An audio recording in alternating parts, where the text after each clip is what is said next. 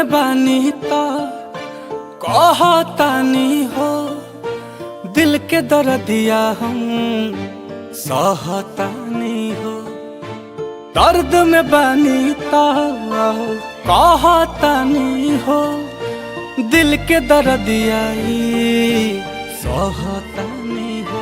हमारे ये रोबाई हो न तहरा सुनाई हो। हमार दिल तोड़े से पहले यही सोचली हो बारी तोहर तयाई हो। हमार दिल तोड़े से पहले यही सोचली हो बारी तोहर तयाई हो। बारी तोहर तयाई हो।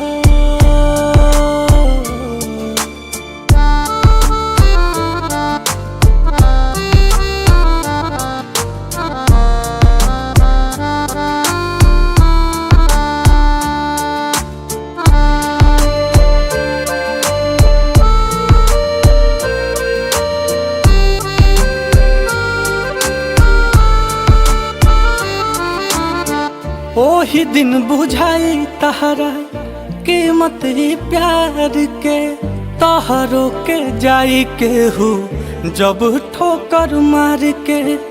रहब न हम खाली पैबू तो गम हो, फेरू नहीं आई कबो मौसम बहार के। बारू हर जाई हो कैलू बेवफाई हो। हमार दिल तू तोड़े से पहले यही सोचली हो बारी तारो तयाई हो।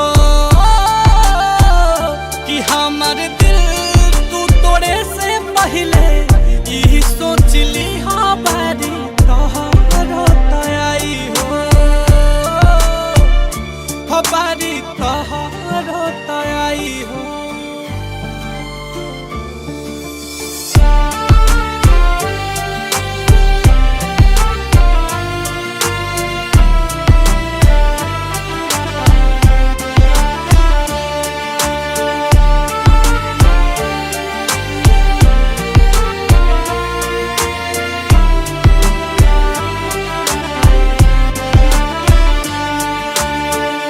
ओह के मुबारक होखे आंसू के याराना, भइलू सुधा करला तू गुजरल जमाना।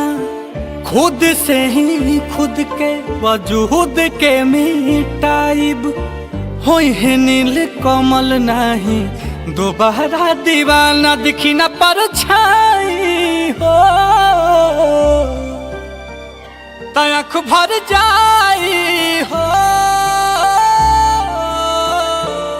हमार दिल तू तोड़े से पहले यही सोचली हो बारी